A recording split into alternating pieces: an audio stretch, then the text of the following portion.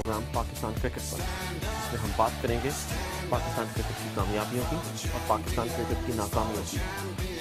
बरोज़ हफ्ता 1 मई 2010 दोपहर 12 बजे पाकिस्तानी वक्त के मुताबिक रात 10 बजे हमारे साथ होंगे पाकिस्तानी टीम के नामवर क्रिकेटर्स, जिनसे हम करेंगे सवालात और आप भी कर सकेंगे सवालात। हमें लाइव कॉल करके 1-888-999-6343 पर। देखना मत भूलिएगा, May 1, 2010 दोपहर 12 बजे पाकिस्तानी वक्त के मुताबिक रात 10 बजे मेरे साथ सिर्फ अयान टीवी पर।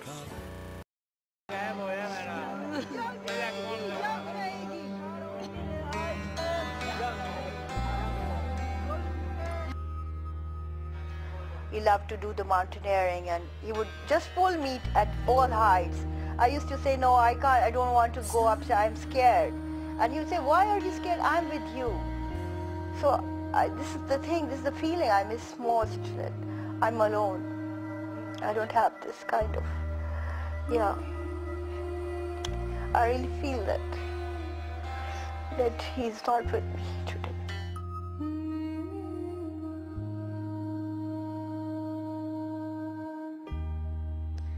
कोई शर्म नहीं आई डॉक्टर आफिया सिद्दीकी, 3 बच्चों की मां, 1.5 साल सबसे छोटा बच्चा, आपने अमेरिकनों को पकड़ा दिया और आज बेचारी जेल के अंदर जो उसका हाल हो रहा है, कोई पूछने वाला नहीं है उसको।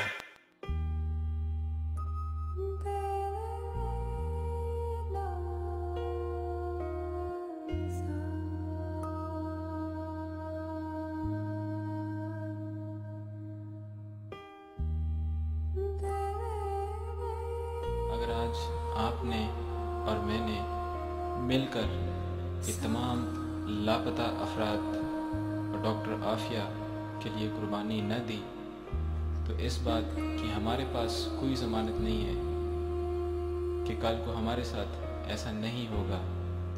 लिहाजा मैं आप सबसे दरख्वास्त करता हूँ कि इस मुहिम में हमारा साथ दें। इंशाअल्लाह अल करीम हम सब मिलकर अपने बहन भाइयों को बाजियाब करवाएंगे।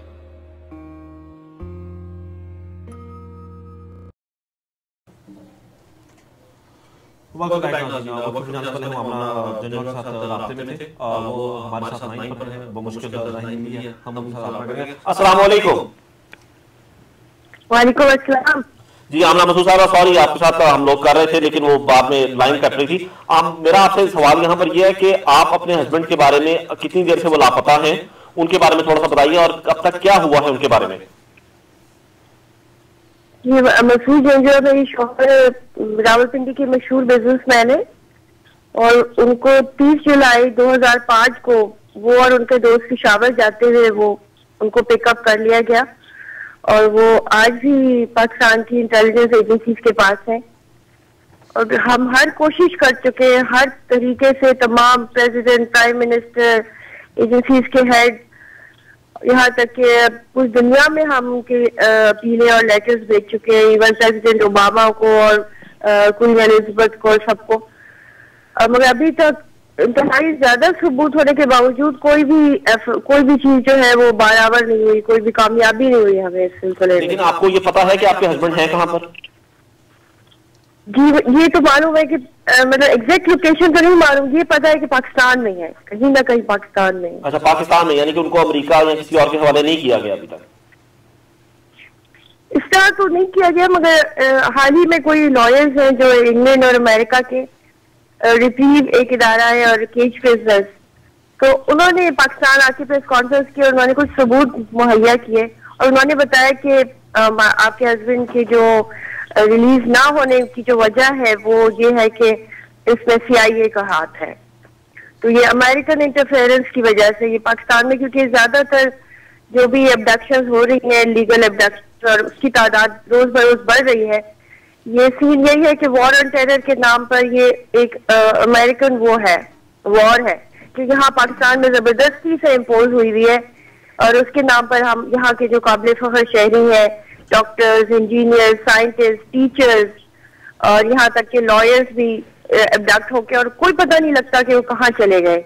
हाल ही में एक यूनिवर्सिटी के प्रोफेसर और प्रिंसिपल थे रिफा यूनिवर्सिटी के, उनको भी अबडक्ट कर लिया गया।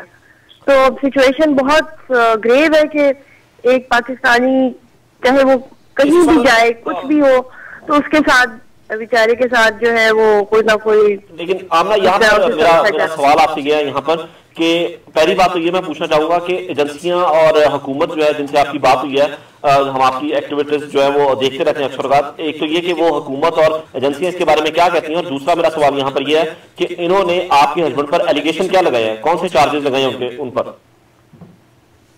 वो एलिगेशन तो वो तब लगाएंगे जब वो मानेंगे। अभी तक तो वो स्टेज से बाहर ही नहीं निकले, वो अभी तक मान ही नहीं रहे कि हमने कभी इनको देखा है या हमने इन्हें पकड़ा है या हमारे पास है। आज तक वो डिनाई कर रहे हैं कि हमें इनके बारे में कुछ पता नहीं कि कहाँ है। तो मैं उसे यही कह रही हूँ कि एक काबिल फख्र शहरी है, ये किसकी जिम्मेदारी है? गवर्नमेंट की जिम्मेदारी है कि कोई भी शख्स जो घर पे नहीं है या वो कहीं उसको देखा गया है। दो ऐसे लोग हैं, डॉक्टर इमरान मुनीर और नजीर खालिद, जिन्होंने अपनी आंखों से मसूद को देखा है, मसूद को इलीगल डिटेंशन में पाकिस्तान के अंदर देखा है। तो उनके सबूत भी मैं सुप्रीम कोर्ट ऑफ पाकिस्तान में पेश कर चुकी हूँ। मगर यही होता है कि हायर अथॉरिटीज आके वो उसको डिनाई कर देती है, उसके ऊपर एफिडेविट दे देती है कि ये जो है ये बात सच्ची नहीं है। तो इसमें मतलब ये कि एक जमीर की एक आवाज होनी चाहिए लोगों की कि आखिर कितना जुल्म करेंगे। मेरे मासूम 3 बच्चे हैं जो अब मतलब अपने बचपन से निकल के वो जवानी में दाखिल हो चुके हैं। उनके मसूद के बूढ़े वालिदैन हैं जो कि बिल्कुल, उनकी वालदा तो बेड रिडन हो गई है, वो उनकी तो किसी भी वक्त उनकी मौत वाक़ई हो सकती है। तो एक बूढ़ी माँ का अपील है कि वो खुदा के लिए मेरे बच्चे की शक्ल तो मुझे दिखा दो कि क्या ऐसा गुनाह किया है जो आप लोग इस तरह से उनको गायब कर लेते हैं। दोबारा पर आते हैं। मैं यहाँ पर हमारे मेहमानों से मैं सवाल करूंगा, ताहा ये तो पाकिस्तान में है, तो ये पाकिस्तान में आप लोगों ने कहा कि उनका पाकिस्तान को अपने ही शहरी पकड़कर अपने ही डिटेंशन सेंटर्स में रखकर उनका क्या फ़ायदा? देखिए, फ़ायदा मैं फिर ये कहूँगा कि जो फ़ायदा है वो एक बड़े पैमाने पे है, और ये एक एलाइड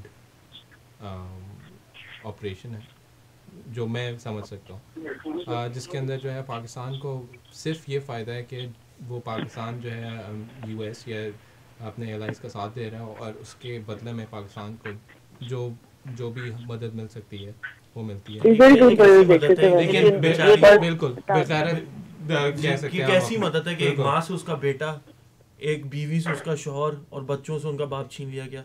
ये हम कर रहे हैं, ये हम अपने शहरियों के लिए कर रहे हैं, बजाय इसके कि हम एक खुशहाल पाकिस्तान बनाएं जो कायदे आज़म का ख्वाब था, जो लामा इकबाल का ख्वाब था। उसके बजाय हम ऐसा पाकिस्तान कर रहे हैं जहाँ पे बीवियों से उनके शौहर छीन रहे हैं, माओ से उनके बेटे छीन रहे हैं।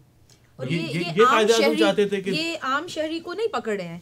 ये आप देखें कि आमना साहबा ने भी मेंशन किया अपने कॉल में कि ये वो बिजनेसमैन, प्रोफेसर्स, डॉक्टर्स जो मुल्क के लिए एक्चुअली कुछ कर सकते हैं, उन लोगों को पकड़ा जा रहा है। ये हमारी क्रीम है, ये वो लोग हैं जिनसे हमारा मुल्क जो है मुस्तकबिल में खुशहाली की तरफ गामजन हो सकता है।